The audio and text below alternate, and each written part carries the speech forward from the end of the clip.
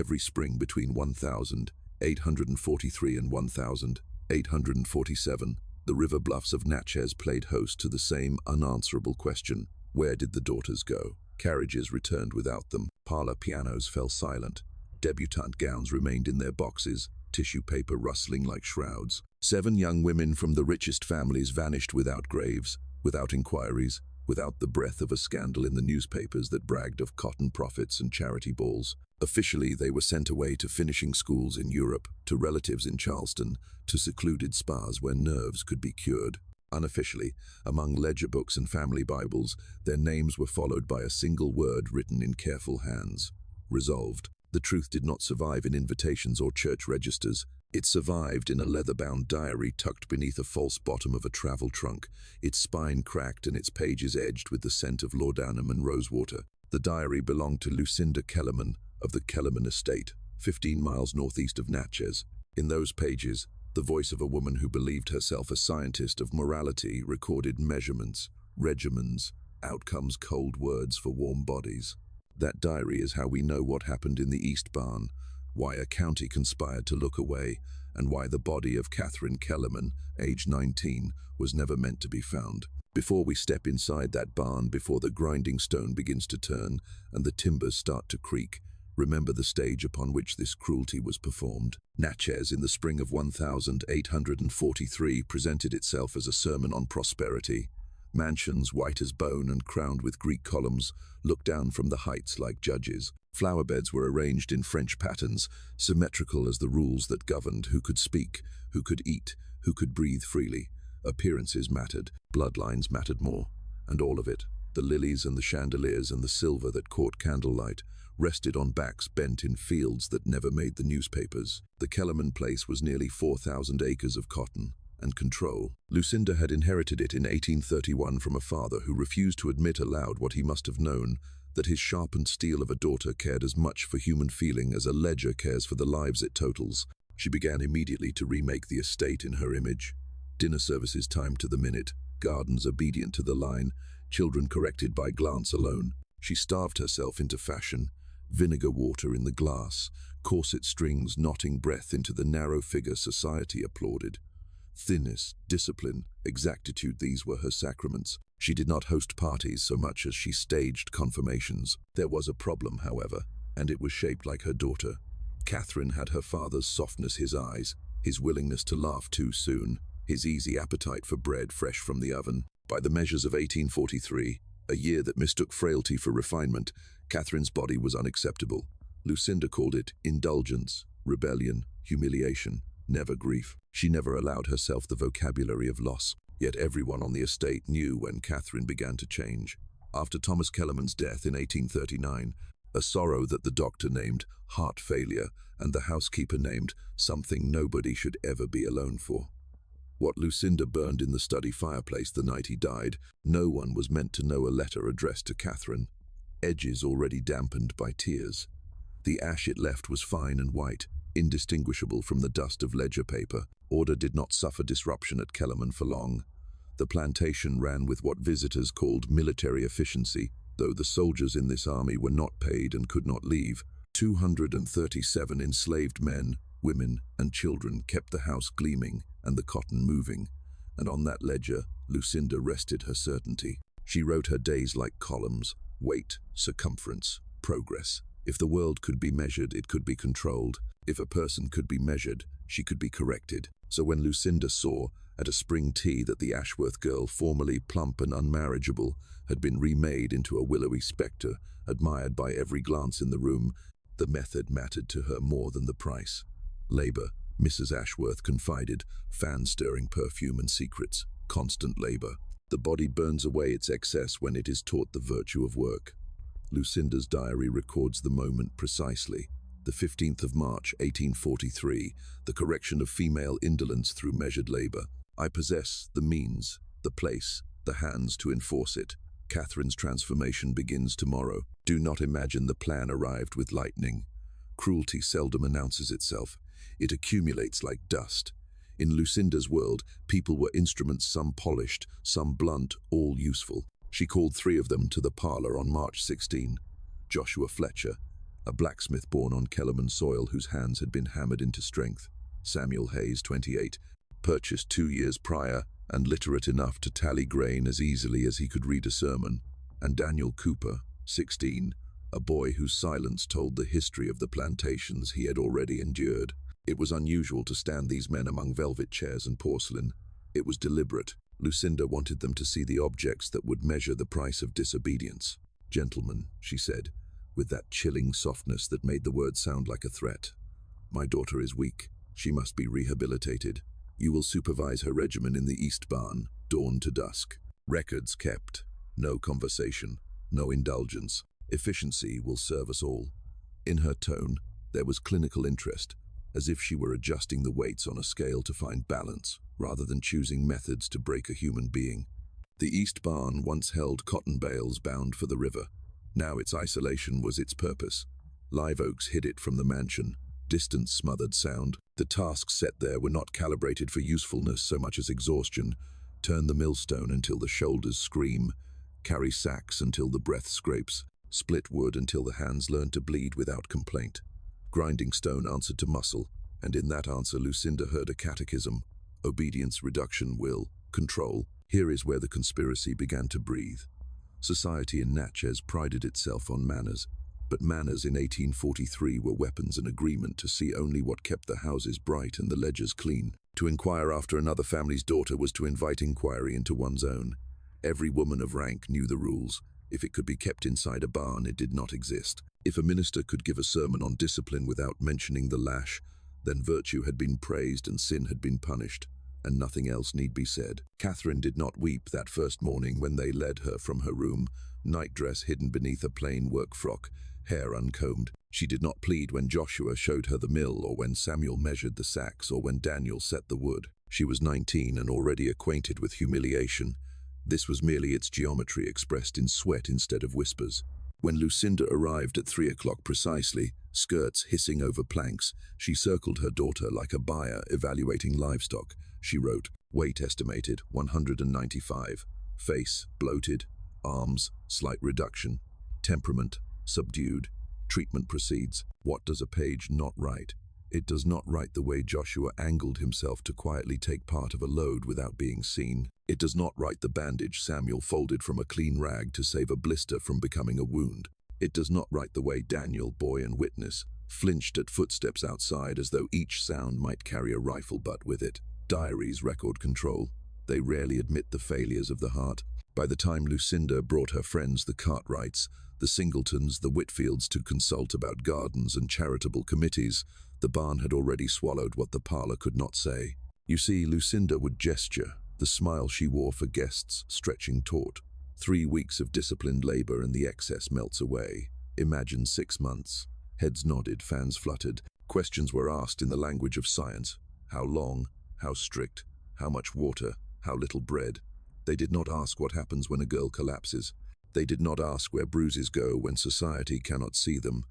They asked how to achieve results, as though their daughters were hedges to be trimmed. The other barns followed at first privately, then as rumor, then as method. Fences were painted. Doors were locked. Carriages stood in drive circles longer than usual, while mothers lingered by oaks, weighing whether to whisper a confession or request a recipe. The answer was always the same. Silence is the thing that keeps the silver shining. Inside the East Barn, another truth began to take its first thin breath. Catherine's body responded to the work in ways her mother had not predicted. She did not dissolve into fragility. She built a new kind of strength, the kind you do not see in mirrors, endurance measured in seconds you do not quit. And around her, 3 people saw her as something other than a statistic. If Lucinda's diary captured circumference, the barn captured something harder to tabulate, the dangerous beginnings of recognition. This is where our story opens its fist. A missing daughter is one thing.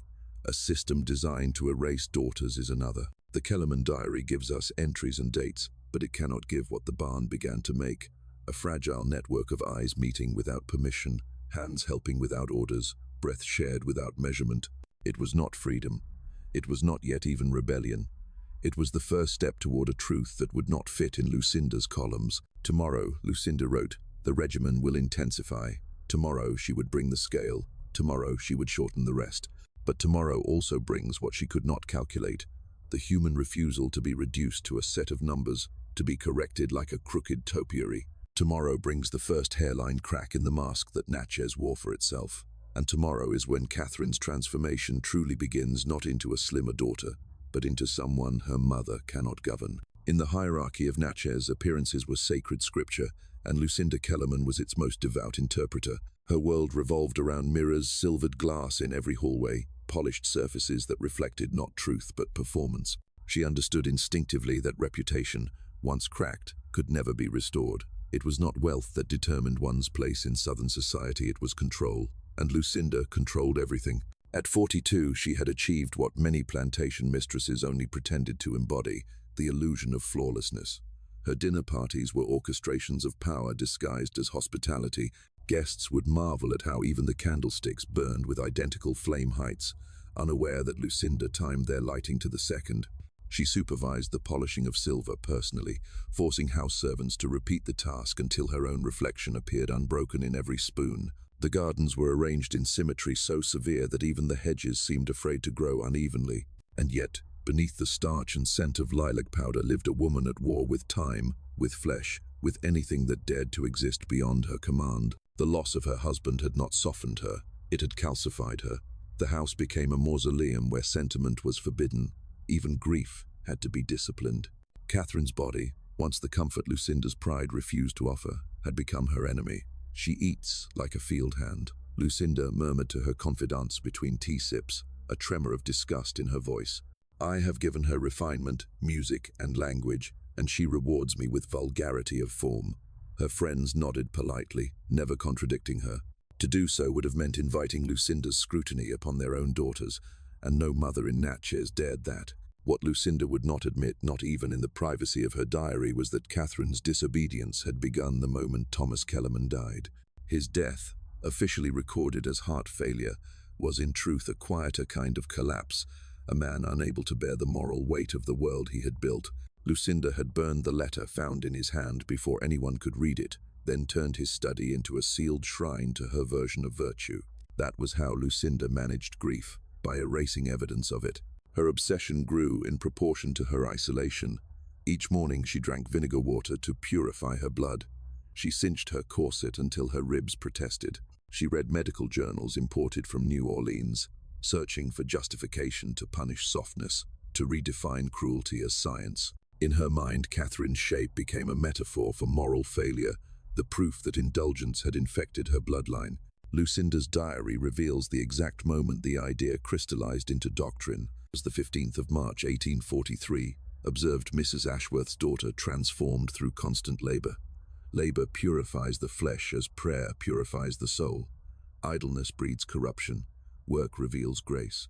I will replicate this experiment. In that sentence, a mother vanished and a scientist of suffering was born. She began drafting her plan with the same precision she applied to a dinner seating chart. The location, the disused East Barn, invisible from the mansion, its isolation perfect for private rehabilitation. The subjects, her daughter and 3 enslaved men chosen not for cruelty but for obedience. The parameters, total exertion, limited sustenance, and complete silence. It would be, she told herself, a method of moral restoration, a cure for indolence disguised as exercise. But Lucinda's real experiment was not on Catherine's body, it was on power itself. Could absolute control create purity? Could suffering cleanse shame? Each question wrote itself into her mind like scripture. She knew, of course, that society would not openly condone such a thing, but she also knew its appetite for discretion. The plan would succeed, because no one would dare to acknowledge it. Natchez thrived on mutual blindness, families trading silence like currency, each secret securing another's survival. It was the unwritten pact of the elite: we do not see what is not shown. Lucinda tested the boundaries cautiously at first. Over luncheons, she hinted to her peers about rehabilitative labor and discipline through industry. The words sounded pious, almost charitable. We must rescue our daughters from weakness, she said one afternoon to Mrs. Beatrice Singleton, whose own daughter refused 3 marriage proposals. The Lord despises idleness in any form, even in women. The other ladies murmured approval, mistaking madness for moral wisdom. When Lucinda first led Catherine to the barn, she felt not cruelty, but triumph, a sense of purpose that filled the void left by her husband's death. She recorded her satisfaction in a neat, flowing hand. March 17, treatment commenced. Subject compliant, though insolent in gaze. Progress measurable within weeks if discipline maintained. Observation: resistance is vanity's final refuge, but there were details she did not write. She did not record the tremor in her hand when she first gave the order, or the faint echo of her husband's voice in memory. Lucinda, she is only a child. She silenced that ghost as she had silenced all others. The transformation, as she called it, would not remain secret for long. Natchez' drawing rooms thrived on gossip, and curiosity disguised itself as admiration. "Mrs. Kellerman has found a remedy for girlish excess," whispered one matron to another. "A private regimen in the country. Quite effective." By the time the rumor completed its circuit, Lucinda's experiment had become a symbol of reform.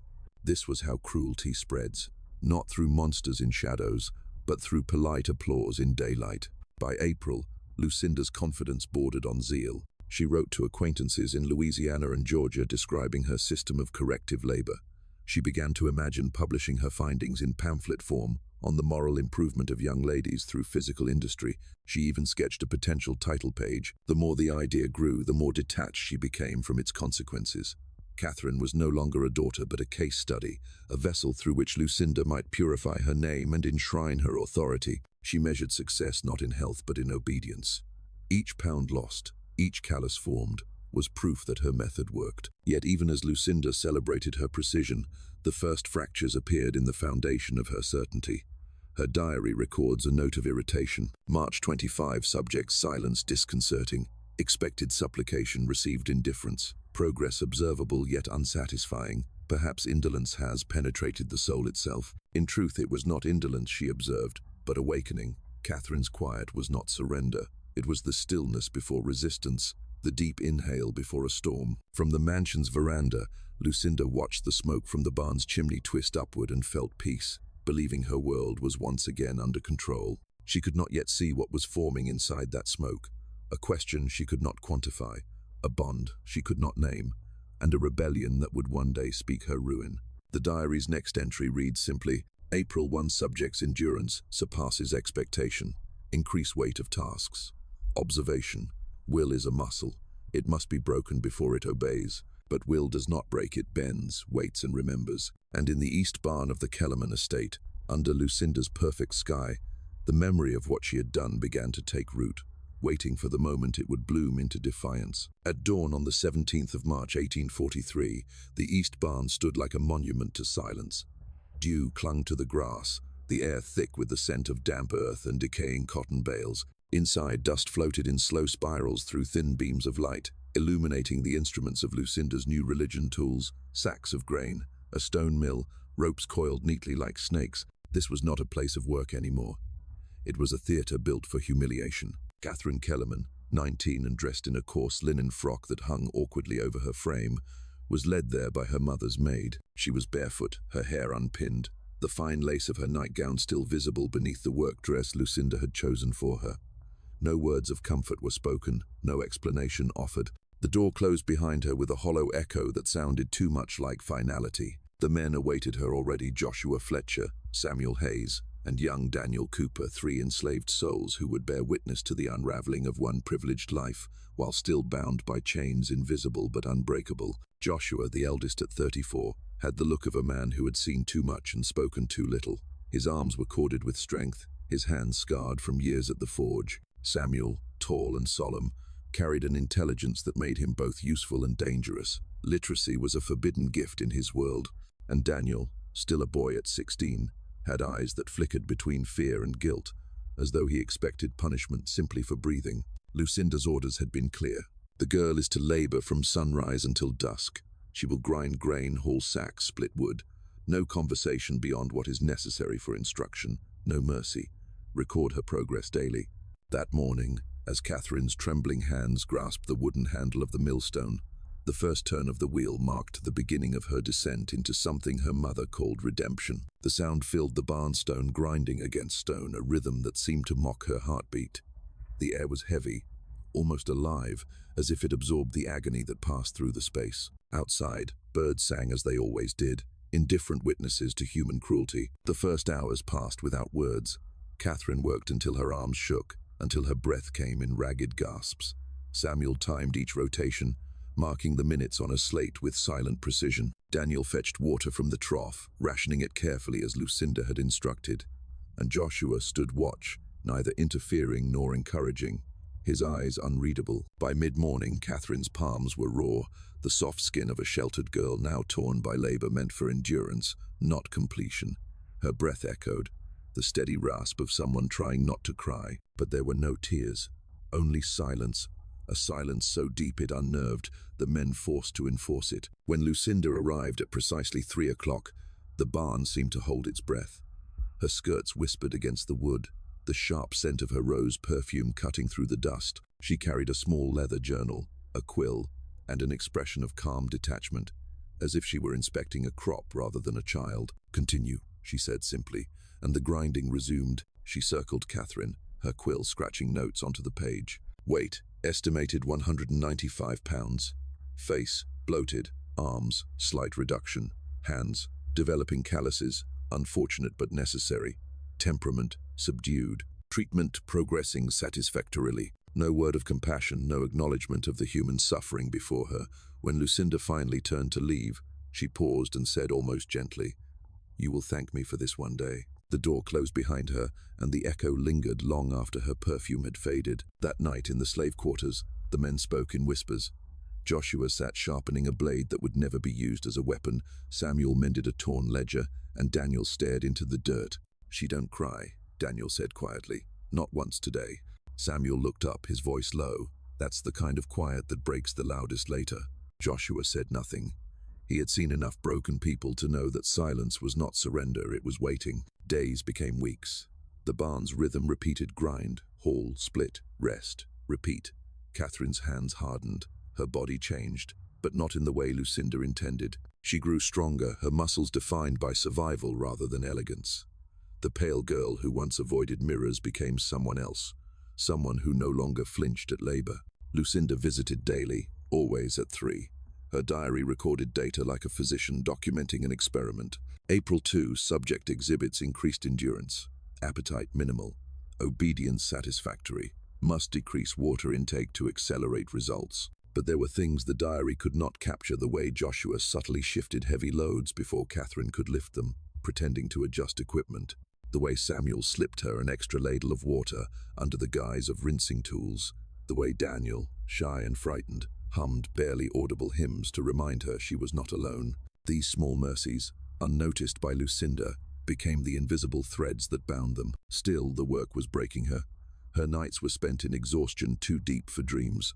Her days blurred into heat and dust. The barn became her universe, a world defined by wood, sweat, and the measured cruelty of her mother's science. It was during one of Lucinda's afternoon inspections that the true depth of the plan began to reveal itself. She arrived with visitors, 3 women dressed in fine muslin gowns, their gloved hands fluttering like nervous birds.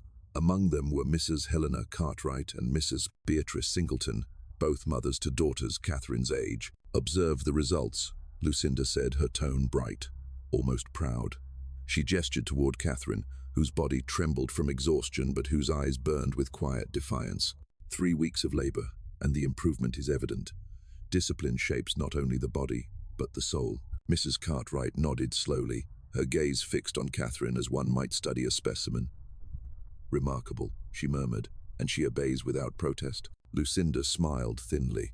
"Oh, she has learned the virtue of silence." The women exchanged glances that were equal parts envy and fear. Within days, the Cartwright and Singleton plantations had their own rehabilitation barns. The idea spread like perfume over rot, fragrant, poisonous, irresistible. Meanwhile, Catherine's isolation grew unbearable. Her only human contact was with the 3 men assigned to watch her, but in their silence she began to find strange solace. They treated her with respect, even pity. They did not mock her as her mother did. When she faltered under the weight of a grain sack one morning, Joshua caught her before she fell. For a moment, their eyes met a brief, forbidden acknowledgement that both were prisoners, just in different cages. That evening, Samuel recorded her progress in the ledger, his handwriting careful and precise. "Miss Catherine," he said softly, Your mother writes numbers, but numbers don't show what I see. You keep standing. That's something no ledger can measure." Catherine didn't reply, but when she looked at him, her eyes carried a glimmer that hadn't been there before, something dangerously close to hope. As April deepened, rumors drifted through the enslaved quarters, rumors of other young women vanishing, other barns sealed off from view. Daniel, often sent to deliver grain to neighboring estates, began to piece together the truth. "There's others," he whispered one evening to Samuel. "Cartwright girl, Singleton girl. They work them the same way, same hours, same silence." Samuel's jaw tightened. Then it's not just her mother's madness, it's a pattern. Joshua looked toward the barn door, his expression heavy. Every sickness spreads faster when no one calls it by its name. That night, as Catherine slept on a makeshift cot of straw, the three men sat outside the barn and listened to the night insects hum. The world was quiet again, but this time the silence felt dangerous, like something gathering strength beneath the surface. The next morning, when Catherine rose to face another day of treatment, she noticed something had changed in the way the men looked at her. No longer pity, no longer detachment. It was recognition of shared captivity, of an unspoken alliance forged in suffering. And though none of them dared to say it, something had begun in that barn that Lucinda Kellerman, with all her diaries and her mirrors, could neither measure nor control. By the first days of May, the barn had become a machine of routine. Every hour, every breath seemed accounted for. The sun rose, Catherine worked, Lucinda inspected, and the three men obeyed. From the outside, the system appeared perfect, precise, efficient, unquestioned. But perfection, like glass, cracks first where it seems strongest. It began with silence. Lucinda mistook it for submission, but to those who lived within the barn's suffocating air, it became something else entirely, a language of glances, small gestures, and quiet mercy. When Catherine's strength failed and she dropped a sack of grain, Joshua stepped forward before she could fall. He didn't speak, but his steadying hand told her everything words could not. "You are not alone in this." Samuel, pretending to record the day's progress, positioned himself to block Lucinda's line of sight from the windows, shielding what should never be seen. Daniel, who flinched at every creak of the floorboards, began to hum in near silence, his voice a trembling thread of sound that carried through the heavy air like a heartbeat. In that barn, compassion became rebellion. Lucinda Kellerman's influence, meanwhile, was spreading like wildfire through Adams County. Her friends, the very women who had clucked approvingly over her discipline method, now implemented their own. On the Cartwright estate, Rebecca Cartwright, a bright, idealistic girl once known for reading northern newspapers, was confined to a similar barn. On the Singleton property, Emma Singleton was punished for refusing 3 arranged engagements. At the Whitfield plantation, young Sarah was corrected for teaching the enslaved children to read. Each family called it a different name: rehabilitation, moral recovery, spiritual refinement. But the principle was the same: control disguised as virtue. And behind the genteel parlors and afternoon teas of Natchez, a quiet horror took root, one barn at a time. Daniel, often sent to deliver grain to these neighboring estates, began to notice patterns. Barns that once stored cotton now barred their doors. Familiar faces disappeared, and the enslaved workers whispered of the treatment in tones of dread, like speaking its name might summon it. "There are others," Daniel said one evening, his voice shaking. He spoke while the others cleaned the tools, the barn dimly lit by a single lantern. "Girls like Miss Catherine. I seen them Cartwright Place, Singleton, Whitfield, working the same way. They all look half dead." Samuel's eyes darkened. "So it's not just one woman's madness. It's a sickness spreading among them all." Joshua said nothing. He only stared at the lantern flame, his jaw tightening until the muscles in his face trembled. "Then someone has to stop it," he murmured. But stop it how? They were enslaved men, powerless even to claim ownership over their own names. To defy Lucinda meant death.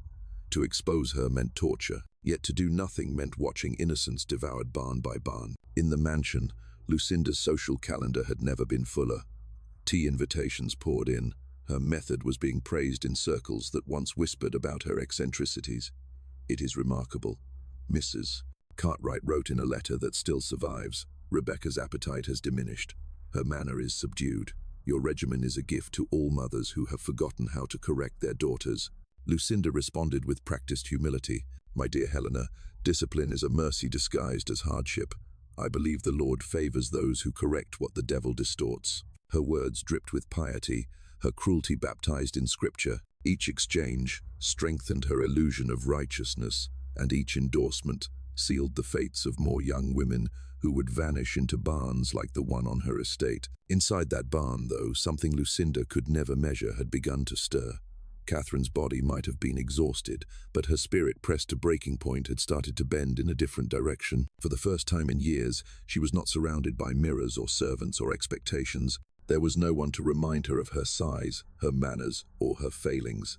The labor that was meant to humiliate her instead made her aware of her own strength. Each task completed became a small act of survival, and each day endured was another she denied her mother's victory. She began to speak. At first, only out of necessity, asking for water, for a new sack, for a tool. But slowly, carefully, words expanded. She asked Joshua where he had learned to forge iron so cleanly. She asked Samuel what books he had read before his literacy became a crime. She asked Daniel if he remembered his mother's face. The questions broke the rule of silence, but no one reported them. Not one of the men wished to be the hand that tightened Lucinda's noose. One afternoon, as the heat swelled through the barn and sweat blurred her vision, Catherine paused to catch her breath. "Do you hate me?" she asked Joshua quietly. He froze mid-motion. The question was dangerous. Even to answer it risked punishment if overheard. "No, miss," he said softly. "You should," she replied. "I am everything you should hate the daughter of your owner, living in luxury while you were born into chains." Joshua looked at her then, not with anger but with weary clarity. "Hate takes strength," he said. "Strength's better spent on surviving." The words landed like a confession and a revelation all at once. For Catherine, they shifted something fundamental. It was the first time anyone had spoken to her not as a subject or as property, but as a fellow soul trying to endure. Over the weeks that followed, their quiet exchanges became lifelines. Samuel, pragmatic and cautious, warned them of danger, but even he could not deny the small transformations taking place. The girl they had been ordered to break was growing harder to contain. When Lucinda inspected Catherine now, she mistook muscle for reduction, strength for submission.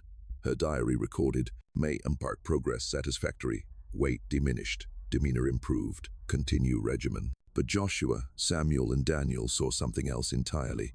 Catherine no longer worked with the hollow rhythm of defeat. She moved with purpose. Her shoulders were straighter, her breathing steady. She had begun to exist beyond her mother's measurements. In a world where Lucinda saw flesh as sin and obedience as virtue, Catherine was discovering her own form of rebellion endurance.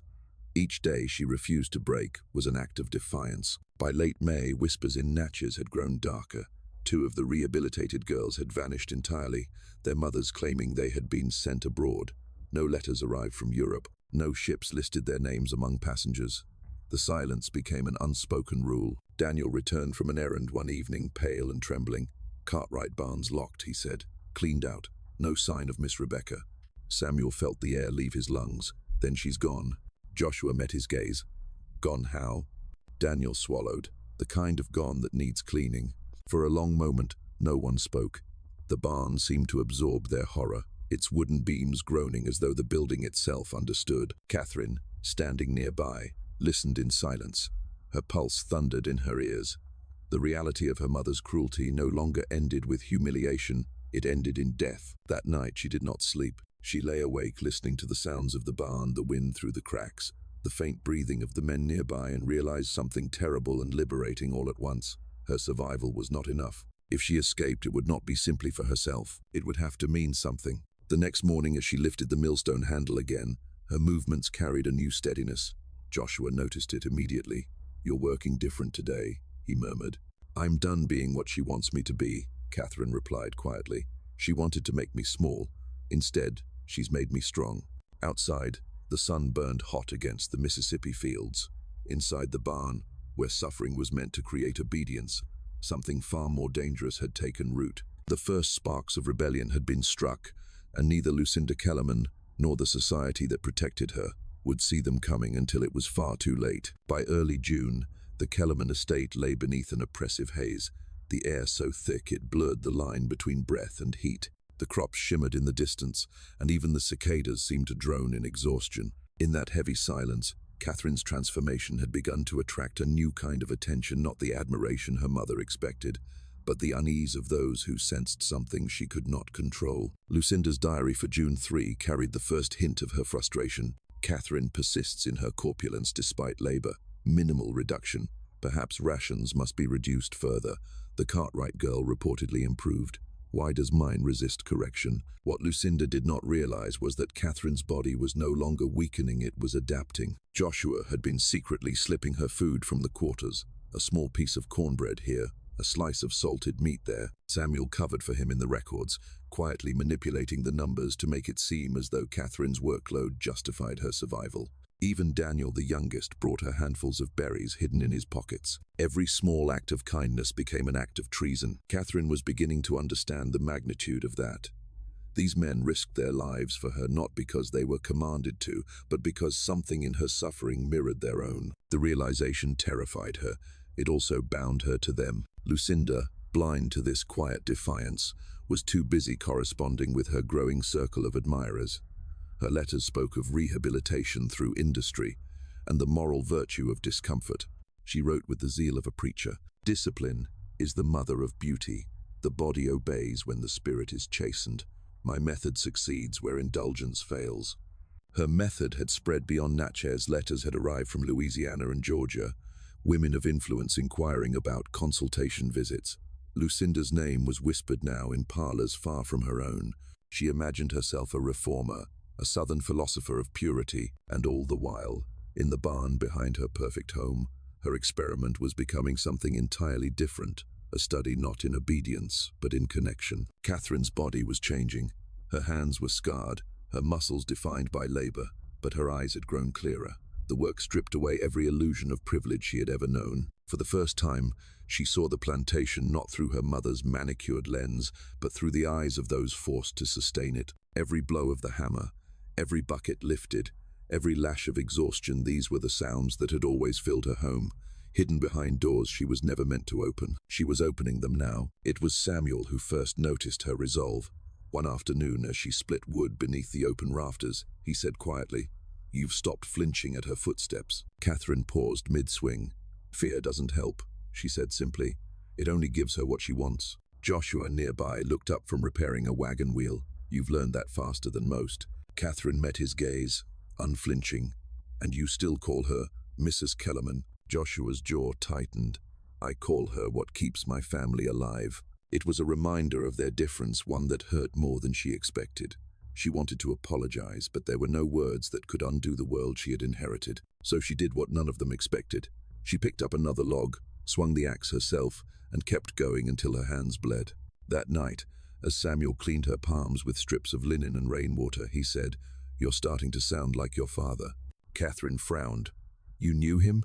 "Only by sight," Samuel replied. "But I remember the way he looked at this place, like a man who knew it was killing him slowly." Catherine turned away, tears she didn't want them to see forming in her eyes. "He was weak," she said, repeating her mother's favorite accusation. "No," Joshua said quietly. "Weak men don't leave letters they mean to be read after they're gone." Catherine looked up sharply. "What did you say?" Joshua shook his head. "Nothing, just something I heard once, from a house servant years back. Said your father left a letter the night he died, a letter that was burned before sunrise." The barn fell into silence. Outside, thunder rumbled distantly, a summer storm building at the horizon. Inside, Catherine's mind began to whirl. She had always suspected her father's death wasn't as clean as her mother claimed. But a letter, burned? What truth had Lucinda erased? The next morning, rain lashed against the barn roof, leaking through cracks in thin, steady streams. The day's work halted. Lucinda delayed her inspection, and for the first time in months, they were alone. Truly alone. Joshua repaired tools at the far end of the barn, his broad shoulders framed by the flicker of lantern light. Catherine, seated near the grinding mill, watched him. The sound of rain became a curtain between them and the world. "Why do you help me?" she asked suddenly. Joshua didn't look up. "Because you need it. So do others. And helping me could get you killed." He paused, resting the hammer against his knee. "Maybe I'm tired of watching good people die because bad ones never stop talking." Catherine swallowed. "You think I'm good?" Joshua's gaze met hers at last. "I think you're trying. That's more than most." Their eyes lingered too long, too openly. The space between them seemed to thrum with something unspoken, fragile and dangerous. In another world, it might have been called affection. Here, it was treason. When Catherine stumbled later that day, slipping on the wet floor, it was Joshua who caught her. Their hands met first, then their breath. For one heartbeat, the rules of the world fell away. "We should not," she whispered. "No," he agreed softly. "We should not." But neither of them moved. The barn, once a prison, became for that single moment a sanctuary. Over the following days, the change was subtle but undeniable. Catherine smiled again, faintly, when Joshua entered. She asked Samuel about his wife and children in the quarters. She listened to Daniel talk about his dreams, ones he had never dared to voice aloud before. The cruelty that bound them had birthed something Lucinda would never understand. Community, humanity. Lucinda's notes began to darken. June 10, progress unsatisfactory. Subject's demeanor inappropriate. Displays insolence masked as compliance. Will consider stricter supervision. The danger grew. Lucinda's visits became more frequent, her tone sharper, her patience thinner. Catherine could feel her mother's suspicion tightening around her like a noose, and yet she no longer felt powerless. For the first time, she had something her mother couldn't measure, couldn't record in a diary. Love. But love, in a place built on fear, is the most perilous thing of all. By late June, Catherine knew she was pregnant. The signs came gradually: morning nausea, dizziness, the subtle heaviness that could no longer be explained by exhaustion alone. She said nothing at first, terrified of what her mother would do if she discovered the truth. When she finally told Joshua, it was in a whisper, her hands trembling. "I am with child," she said. "Yours." For a moment, neither spoke. The rain outside the barn had stopped. The silence was absolute. Then Joshua's hand closed around hers. He looked not shocked, nor ashamed, but terrified. "They will kill us both," he said. Catherine nodded. "Then we have to find a way to live before they do." In that instant, the nature of their story changed. It was no longer about endurance. It became about survival, about outwitting a woman who believed herself untouchable, and a society that rewarded her for it. The barn that had once been Lucinda's laboratory would now become her undoing, because in its shadows, love had taken root, and love, when born in the darkest places, grows teeth. The days that followed brought with them a feverish urgency, a tension that clung to the air like humidity before a storm. Catherine's condition could not be hidden forever. Each morning she woke with nausea that left her trembling.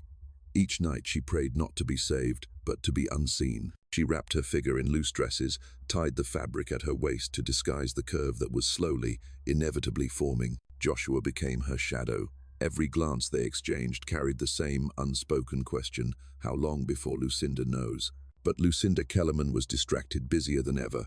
Her so-called method had spread across the county like wildfire.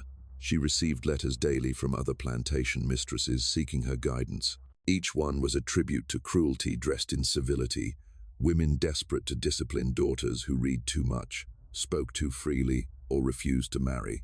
Lucinda's pride swelled. In her diary, she wrote with icy satisfaction. June 18, invitations from Mobile and Savannah. Reputation secured. Others begin to imitate but lack precision. Must refine treatment protocol for publication. The correction of female indolence through measured labor. A legacy worthy of my name. That legacy, however, would be built on corpses. Joshua, Samuel, and Daniel heard whispers through the network of enslaved workers who moved quietly between estates. Rebecca Cartwright, Emma Singleton, and Sarah Whitfield were gone. No funerals, no graves. Only the smell of lie around their barns and the silence of families who dared not question what had been resolved. When Daniel returned from an errand one night, his face was pale as ash. "The Cartwright place," he said, barely breathing the words. "They buried something behind the barn. Not deep, not proper." Joshua stared at the dirt floor. "It's begun." Catherine, listening from her cot, pressed a trembling hand to her mouth. The nausea that surged through her wasn't from her pregnancy, it was horror.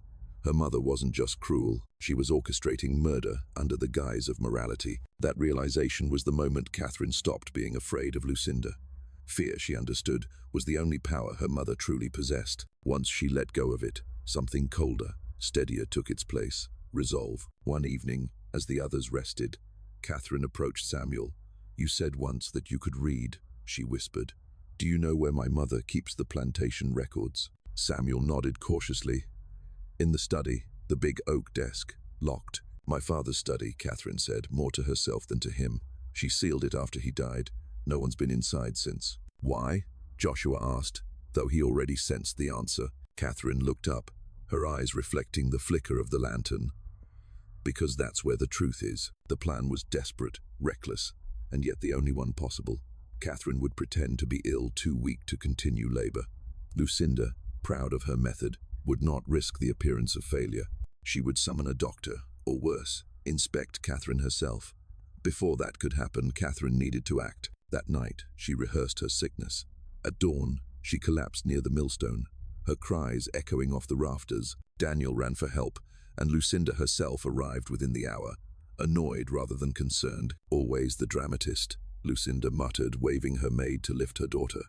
If she is truly ill, she can convalesce in her room until Dr. Harrison confirms it. The ruse worked. For the first time in months, Catherine was led back into the house the prison disguised as a home. The heavy doors closed behind her, sealing her in with ghosts. Night came quickly. The household retired by 10, and the estate sank into stillness.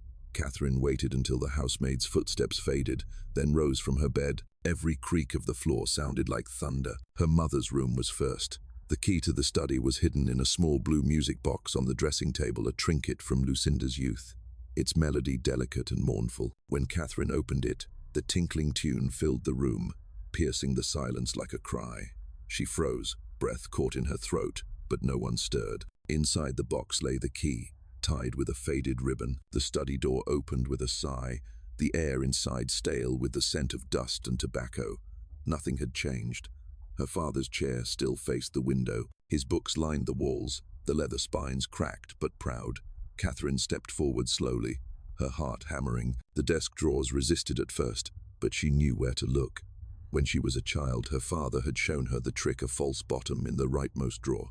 She pried it open and found what she had come for: money, letters, and something more. Her father's handwriting, instantly recognizable, filled page after page. She lit a candle and read in trembling silence, "My dearest Catherine, if you are reading this, then I have failed to live by the courage I found too late. Your mother will tell you I died of heart failure, and perhaps that is true. My heart failed to defy the world I built upon cruelty, but I can no longer endure it. I have arranged through my lawyer in Philadelphia to free every soul enslaved on this land upon my death. I pray you will see it done. The means are here, in this drawer, and the will that bears my true signature." Tears blurred the words. Her father had not been a coward. He had been silenced. At the bottom of the drawer, wrapped in parchment, she found it, the will. It left the entire estate to Catherine, not Lucinda, and ordered the immediate manumission of all enslaved workers. Lucinda had concealed it, forged new documents, and claimed the plantation as her own. Every cruelty since then had been built upon a lie. Catherine pressed the will to her chest, her body shaking. "You tried to save them," she whispered, "and she killed you for it." She found more letters to northern lawyers, drafts of correspondence that never reached their destination, perhaps intercepted by Lucinda. Evidence that her father had changed, that guilt had consumed him until it ended his life. And one final envelope, unsealed, addressed simply, "To my daughter who will understand." Inside was a small folded note: "Forgive me. If you find this, know that truth will cost you everything, but lies will cost your soul. When the moment comes, choose truth." Catherine extinguished the candle and stood in darkness, the note trembling in her hand. She could almost hear his voice, gentle, remorseful, pleading. For the first time, she understood that her father's heart had not failed from weakness, but from too much strength spent resisting a world that demanded cruelty to survive. Before dawn, she returned to her room, hiding the will and letters in the lining of her winter coat, a place Lucinda would never check in summer. When the maid entered the next morning, Catherine feigned recovery. "I am well enough to return to work," she said softly. Lucinda, suspicious, agreed. "Dr. Harrison will examine you tomorrow," she warned. "If you are malingering, I will double your regimen." Catherine nodded meekly, hiding her fear. A doctor's examination would reveal her pregnancy. She had less than 24 hours to act. Back in the barn, she revealed what she had found. Joshua listened in stunned silence. Samuel, his hands trembling, unfolded the will and read its contents aloud, his voice thick with disbelief. This changes everything," he said. "If this is real, if it can be proven, she has no claim to the plantation. We could use this to challenge her, maybe even free everyone here. But we'll never make it to a court alive," Joshua said grimly. "Not as we are." "Then we change who we are," Catherine replied. "We escape. We take the will north to someone who will listen. The papers, the letters, they'll believe them if they see me." Joshua looked at her, the weight of the plan sinking in. "That road will kill us." Catherine shook her head. If we stay, my mother will. There, in that dim barn that had witnessed so much suffering, the four of them made a vow. They would leave the Kellerman estate before dawn.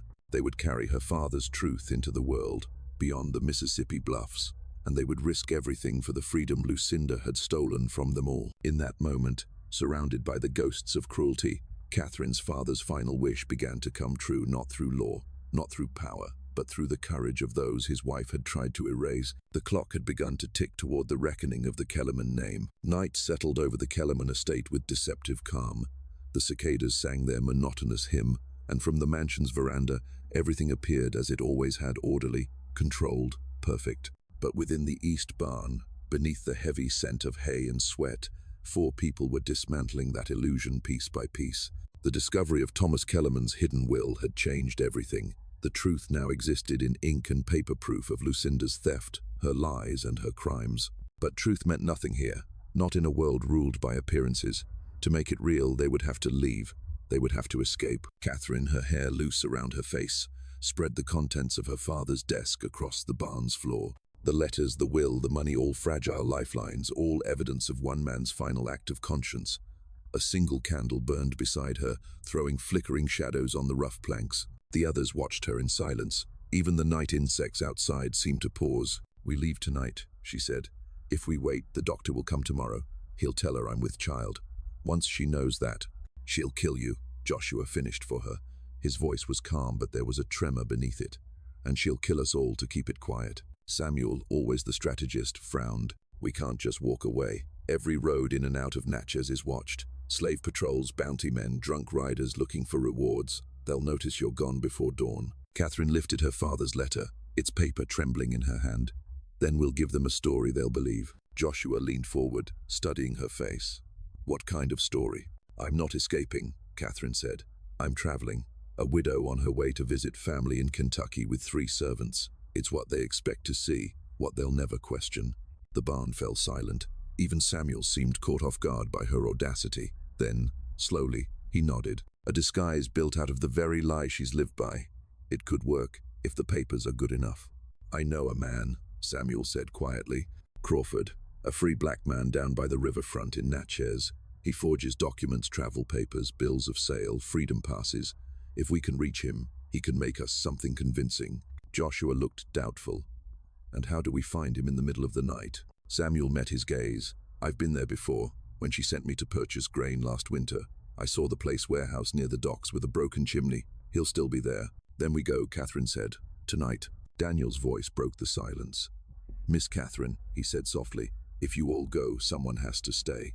Someone who can make it look like you never left the barn." The words landed like a weight on them all. Catherine turned to him, shaking her head. "No, you're coming with us." Daniel's expression didn't change. He was only 16, but his eyes carried the gravity of a man twice his age. "If I go, they'll know right away you didn't escape. They'll see the truth in a heartbeat. But if I stay, if I say, you broke loose, hit me, threaten me, they'll believe it. They'll think you're running alone." "Daniel," she started, but he interrupted, his voice steady. "You said your father wrote about truth. This is mine. I can buy you time. Maybe hours, maybe a whole day, but it'll be enough." Catherine's throat tightened. "They'll hurt you." Daniel gave a faint, crooked smile. "They always do. This way, at least it means something." Joshua placed a hand on the boy's shoulder, a silent gesture of pride and pain. Samuel turned away, unable to watch. The hours before their departure moved like slow thunder, quiet, ominous, inevitable. Samuel prepared to leave for Natchez as soon as the sun fell. Catherine helped him pack $50 from her father's stash, enough for forged papers and perhaps passage on a steamboat heading north. Joshua gathered food, dried corn, salted pork, a loaf of bread still warm from the kitchen oven.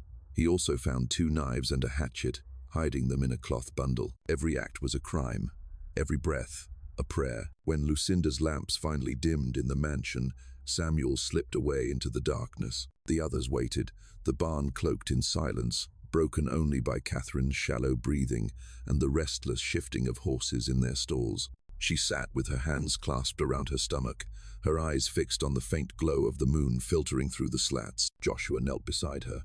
"When we get out," he said quietly, "you'll have to lead. We'll follow your voice, your plan, your name." She shook her head. "My name isn't worth anything. It's stained by her lies. He hesitated. Then give it a new meaning. The words hung between them, simple and impossible. Catherine felt the weight of them settle into her chest. Samuel returned just before midnight, his face slick with sweat but his eyes bright. "He did it," he said, pulling a folded bundle from his coat. "Crawford finished everything, papers, letters of passage, even a bill of sale. You, Miss Catherine, are now Mrs. Catherine Kellerman, widow of James Kellerman, traveling north with 3 servants to settle debts." Catherine took the papers in trembling hands. The seals were perfect, the handwriting precise. She looked up at him. What did he charge? Samuel smiled faintly. "Everything we had." The irony wasn't lost on any of them. To buy freedom, they'd paid with the last money left by the only man who had ever tried to grant it. The plan took shape quickly. Catherine would wear her mother's black mourning dress, stolen from a cedar chest weeks before. The veil would hide her face from curious eyes. The men would carry themselves as enslaved servants accompanying their mistress heads down, silent, obedient. In a world built on deception, their survival would depend on how well they performed the roles they had been born to defy. "Once we reach the river," Samuel said, "we board a steamboat north Louisville, maybe Street Louis. From there, we'll find someone who will listen. Lawyers, abolitionists, anyone who believe your father's will." "And when they come for us?" Joshua asked. Samuel met his eyes. "Then we run until we can't." Catherine exhaled slowly. "We leave in 2 hours." In that narrow window of time, Catherine wrote 3 letters. One to her father, though he would never read it. "I found your truth. I understand now." One to Daniel. "If I live, I will come back for you. I promise." And one to her mother, left folded on the parlor table, sealed in wax. It read, "You will wake tomorrow believing you have control, but I have taken back what you stole from father, from me, from everyone you used as an instrument of your pride. You taught me that discipline is strength. Now I use it against you." She placed her mother's locket beside the letter, a token of the woman who had ruled her life with mirrors and lies. It would be the last thing Lucinda would ever find intact. At 2 o'clock, they moved. The night was moonless, the air still. Daniel opened the barn door and whispered, "Go." Catherine turned to him, her eyes filled with tears she could not afford to shed. "I'll come back," she said again. Daniel smiled faintly. "Then I'll wait." They disappeared into the grove of oaks that shielded the barn from the mansion's windows. The path ahead was uneven, narrow, and lined with the ghosts of every cruelty that had occurred on that land. The journey to Natchez should have taken 3 hours. It took 4. They walked through swamps and pastures, following deer trails instead of roads, guided only by Samuel's whispered directions and Catherine's sheer will. The night felt alive with watching eyes. Every rustle in the grass, every snapping twig sent waves of fear through them, but they pressed on. By dawn, the lights of Natchez flickered on the horizon, lanterns glimmering over the Mississippi River like candles on dark water. Catherine stopped to steady herself, her legs trembling, her dress torn at the hem. "We made it," Joshua whispered. She looked at him and nodded, though her eyes were haunted. "No," she said softly, "we're only at the beginning." The river waited for them, broad, black and endless. Across its waters lay freedom, or death, or both. And behind them, back in the mansion with the blue music box, Lucinda Kellerman would soon wake to discover her daughter's bed empty, the east barn silent, and her empire beginning to crumble, because when a woman like Lucinda loses control, she does not seek forgiveness. She seeks blood. The sky over Natchez was pale gray when they reached the riverfront, a colorless dawn that offered no comfort, only exposure. The air was damp and sharp with the smell of tar and steamboat smoke, and the Mississippi itself rolled dark and slow, its current indifferent to the desperate lives that gathered at its banks. They had survived the night. Now they had to survive being seen. Catherine adjusted the black mourning veil that shrouded her face. The fabric clung to her skin, sticky with sweat and fear. Behind her, Joshua, Samuel, and Daniel kept the posture drilled into them since birth, backs slightly bent, eyes lowered, movements efficient but subdued. Around them, dock workers shouted, horses stamped, crates clattered. The chaos was perfect cover if they moved quickly enough. At the waterfront office, a man in a waistcoat looked up from his ledger, his expression polite but wary. A young woman, finely dressed despite her travel-worn appearance, was not an unusual sight, but arriving on foot, accompanied by 3 male slaves before sunrise was. "Good morning, madam," he said. "How may I assist you?" Catherine steadied her voice. "I require passage north, to Louisville, at once." The clerk frowned slightly. "You've just arrived?" Yes, my husband recently passed in New Orleans. I am returning to family in Kentucky. Her tone was perfectly measured Lucinda's tone. The same cool authority, the same assurance that no one would dare to question her. She slid the forged papers across the desk, her gloved hands trembling beneath the table's edge. The clerk examined them closely. Time stretched into an eternity as he traced the signatures and seals with his finger. Joshua and Samuel stood motionless behind her, their faces carved from restraint. Daniel's hand twitched once before he caught himself. Finally, the clerk nodded. Everything appears in order, Mrs. Kellerman. The Morning Star departs at 8. You may board now if you wish. I'll see that a private cabin is prepared for you and quarters arranged for your property. The words sliced through her, but she forced herself to nod. That will be acceptable. She handed over the last of their money, $48 and some loose coins, and took the tickets. The clerk smiled, businesslike and unaware that he had just sold passage to a woman fleeing for her life. As they stepped out onto the dock, Samuel whispered, "We did it." But Catherine's eyes remained on the horizon. "No," she murmured, "not yet." The Morning Star was a broad, two-decked steamboat, with smoke curling from its twin funnels and passengers bustling about the gangplank. Women in traveling bonnets, merchants with satchels, men in wide hats, carrying the smell of tobacco and suspicion. Catherine's heart pounded as she approached the captain, a heavy-set man with grey whiskers and the kind of eyes that noticed everything. "Mrs. Kellerman," he asked, glancing at the papers again. "You're traveling alone?" "My husband died of yellow fever," she said, lowering her voice. "I must attend to his affairs in Louisville." The captain's expression softened with perfunctory sympathy. "A difficult journey for a lady, but the Morning Star is a fine ship. We'll see you safely to your destination." She thanked him, her voice calm, though her hands were shaking under the veil. The men were escorted to the lower deck where enslaved passengers and cargo were held. Catherine wanted to protest, to refuse, but Samuel caught her eye and shook his head once. "Play the role," his look said. For now, they settled into uneasy waiting. The boat's engines hissed to life, ropes creaked, and the deck vibrated with the slow churn of the paddle wheel. Passengers shuffled into their cabins, unaware that one of their number carried a will that could destroy an entire social order. Catherine stood by the porthole, staring at the river's brown current. For the first time, she allowed herself a fragile thought: we might make it. But Samuel's hand on her arm shattered it. "Miss Catherine," he whispered, his voice taut, "we're being watched." He tilted his head slightly. Near the edge of the dock, a man stood pretending to smoke. His clothes were rough, his stance too deliberate. His eyes never left them. "Slave catcher," Joshua said, his voice barely a breath. "He knows." Catherine's blood ran cold. "How?" "Doesn't matter," Samuel said. "We need to board now, before he moves." They climbed the gangplank quickly, trying to appear calm. Catherine led, her head high, veil fluttering slightly in the morning wind. Behind her, Joshua carried their small bundle of belongings. Daniel followed last, glancing back only once, long enough to see the man stub out his cigarette and walk briskly toward the street, disappearing between warehouses. "He's gone to alert someone," Daniel said quietly. Catherine didn't need to ask who. Her mother's network stretched across counties. Within hours, Lucinda would know. The Morning Star's whistle shrieked as the crew made final preparations. The deck buzzed with activity.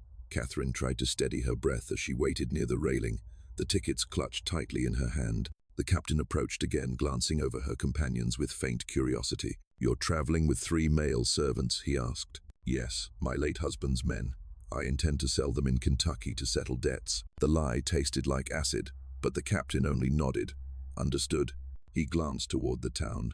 "We sail in 1 hour, Mrs. Kellerman." She managed a polite smile, but her pulse thudded in her ears.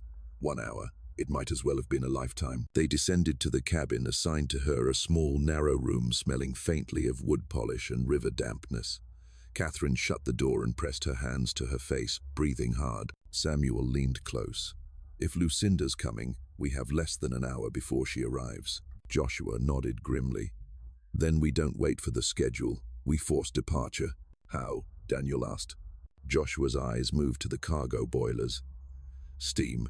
If the engineer believes there's danger of overheating, he'll want to get clear of the dock before anything happens. All we need is a distraction." Catherine looked at him. "Something small. Nothing that'll get anyone killed." Joshua's jaw tightened. "You've seen what she does to the living, miss. Death might be mercy compared to capture." Before Catherine could reply, a commotion echoed above them, the sound of hoofbeats, the crack of a whip, a shouted order. "Too late," Samuel said. From the porthole, Catherine saw the nightmare she'd been expecting. Lucinda's carriage stood at the dock, flanked by the sheriff and 3 armed men. Her mother's silhouette was unmistakable, upright, composed, and cold. Even from a distance, Catherine could see the gleam of fury in her eyes. The captain met Lucinda halfway down the gangplank. Their voices carried over the water. "That girl is my daughter." Lucinda's voice cut through the noise like a blade. "She's been abducted by my own slaves. Those men are dangerous criminals. Arrest them." The captain raised a hand. "Madam, the lady presented lawful papers and travel orders. I cannot." "Those papers are forgeries," Lucinda snapped. "And the woman is no widow. She is Catherine Kellerman, under my guardianship." Catherine's blood froze. She could feel the men beside her tense, their fear turning solid. "She's going to come aboard," Joshua said quietly. "Then we run," Catherine whispered. But there was nowhere to run. The river surrounded them. The sheriff's men blocked the dock, and Lucinda's voice rose again, commanding, confident, certain. Within moments, the cabin door burst open. Lucinda filled the doorway like a dark angel of judgment, her dress immaculate despite the early hour. Behind her stood the sheriff and 2 armed guards. Joshua, Samuel, and Daniel were dragged forward at gunpoint. Lucinda's expression was almost serene. "Did you truly think you could flee me, Catherine?" Catherine's voice broke. "You stole Father's will. You forged everything. You built your world on murder and lies." Lucinda's smile didn't falter. "Your father was a fool. His softness would have destroyed us all. I saved this family. I saved you." "You killed those girls," Catherine said. "Rebecca, Emma, Sarah, how many more?" Lucinda's eyes narrowed. "Some cures are not meant for the weak." The words struck Catherine like a blow. It was not denial. It was confession. Behind her, Joshua strained against his captors, blood on his temple from the rifle butt. "She's mad," he said, through gritted teeth. "She'll burn for this." Lucinda's gaze flicked to him ice cold. "No, you will." Samuel stepped forward, his voice steady. "Many people know, Mrs. Kellerman. We sent everything north. Letters, names, records of every girl you killed. If you harm her now, your name will hang before you do." It was a lie, but a powerful one. Lucinda's composure faltered for the first time, the faintest flicker of uncertainty passing across her face. "You're bluffing," she hissed. "Try me," Samuel said. The sheriff hesitated. Looking between them, doubt began to ripple through the room. Catherine seized the moment. "Arrest her," she said, her voice shaking but clear. "She's killed women, buried them behind barns. I have proof. My father's will is in my possession." Lucinda's fury erupted. "Enough," she shouted. She turned to the sheriff. "Take them all. If those papers exist, I'll find them myself." Joshua was forced to his knees. Samuel and Daniel were bound. Catherine, trembling, felt the cold bite of iron cuffs close around her wrists. As they were led off the steamboat, the passengers watched in silence, unsure who to believe, the grieving mother or the veiled fugitive. Lucinda held her head high, her control restored, her voice calm once more. "You see," she said softly to her daughter, as the sheriff's men led them toward the waiting carriage, "order always returns." But Catherine, even in chains, stared straight ahead and whispered, "Not this time." Because the letter Samuel had sent north weeks earlier, the one Lucinda dismissed as impossible, was real. And before the month's end, it would bring the reckoning she thought she could forever escape. The Morning Star pulled away from the dock that morning without them. The paddle wheel churned the brown water into white froth, washing away footprints and blood alike. But the river remembers everything. The carriage that carried them away from the dock rattled over cobblestones slick with morning mist. Inside, the air was suffocating.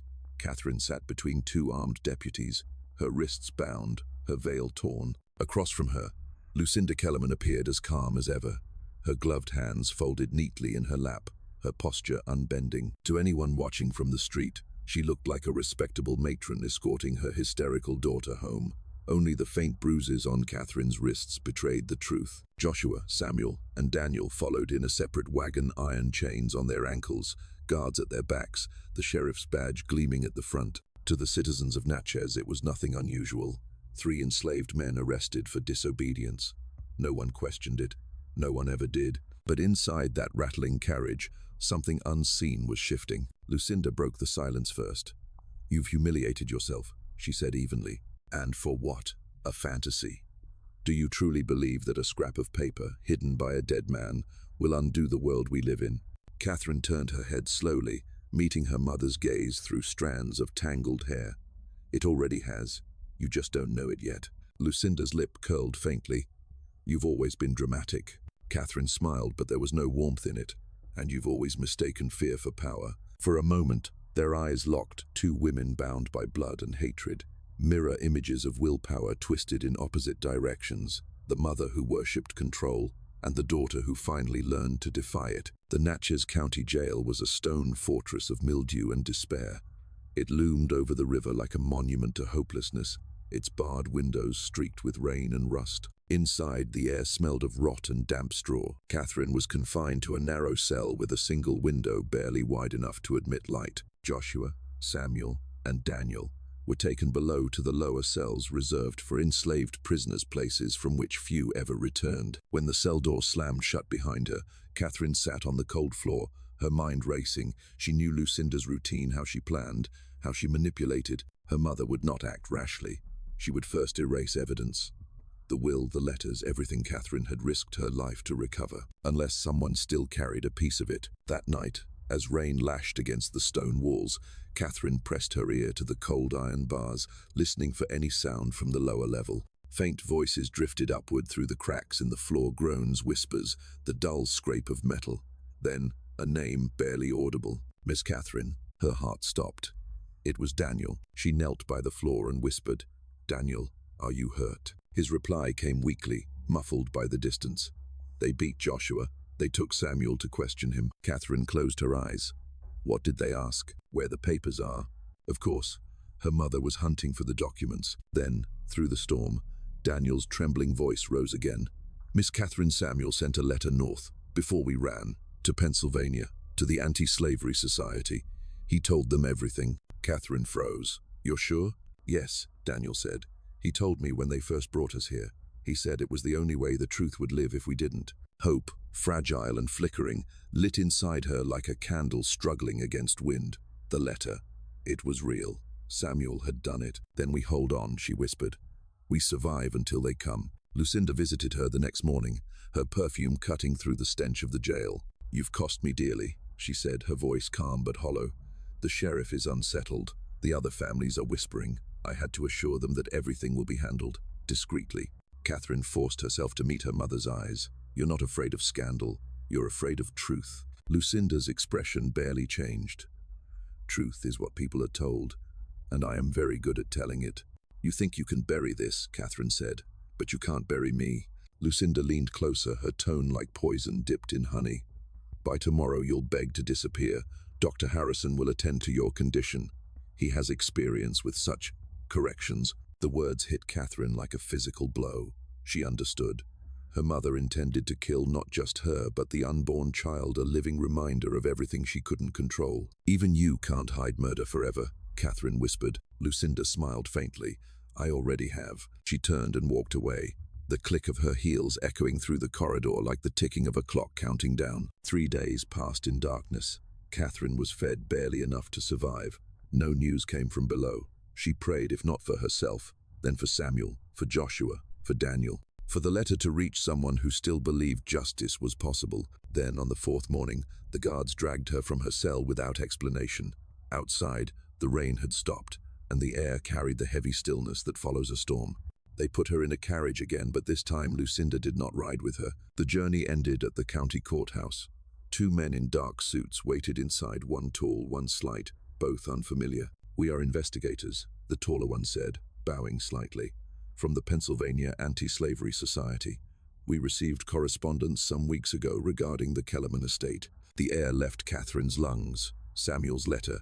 It had reached them. The man continued, "We were told of disappearances, forced labor, and the deaths of young women under the supervision of Mrs. Lucinda Kellerman.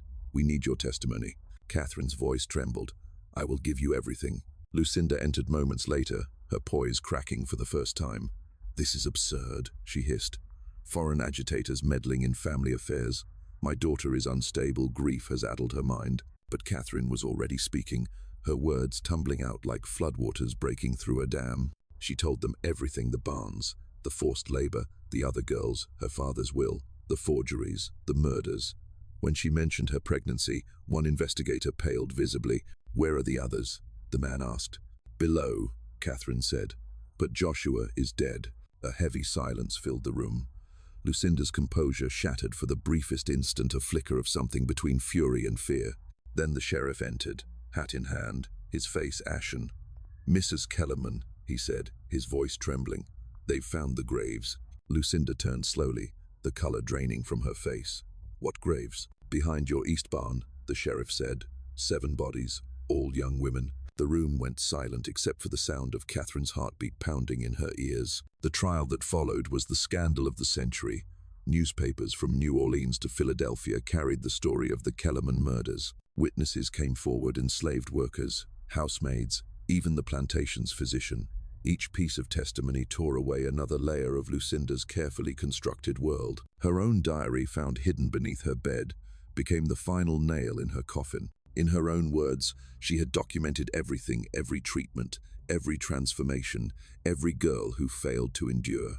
Lucinda Kellerman was convicted of multiple counts of murder, fraud, and the illegal concealment of manumission documents.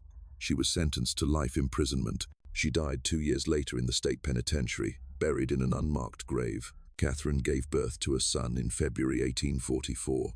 She named him Thomas Joshua Kellerman, after the 2 men who had shown her what courage looked like. Using her father's legitimate will, she inherited the estate and did what he had tried to do in life. She freed every enslaved person on the property. Samuel survived his injuries and stayed as a paid worker, helping her rebuild the plantation on the principles her father had died for. Daniel, barely 17, took his first steps toward an education, Catherine sending him to a school in the north under her protection. The barn where it all began was torn down that spring. Beneath its rotted beams, they found what Lucinda had tried to keep buried forever. 7 girls, finally at rest. Catherine made sure each had a grave marked with her name and a simple inscription. She was not forgotten. The Kellerman estate never regained its grandeur. The white columns fell to ivy, the manicured gardens turned wild. But on the land where cruelty once thrived, something new took root: truth. Catherine's son would grow up free. The people who had once been property now stood as witnesses to their own humanity. And when the wind swept through the ruins of that old Mississippi house, they carried not the whispers of pain, but the faint sound of a river, forever remembering. The story of the Kellerman estate is a reminder that the worst horrors are not born of monsters, but of human hands, when vanity becomes obsession, when control replaces compassion, when silence allows cruelty to grow behind closed doors. What do you think of this story? Was justice truly served? Share your thoughts below. And if stories like this haunt you the way history should, don't forget to subscribe and keep the past alive, because the past is never gone. It only waits just beneath the surface,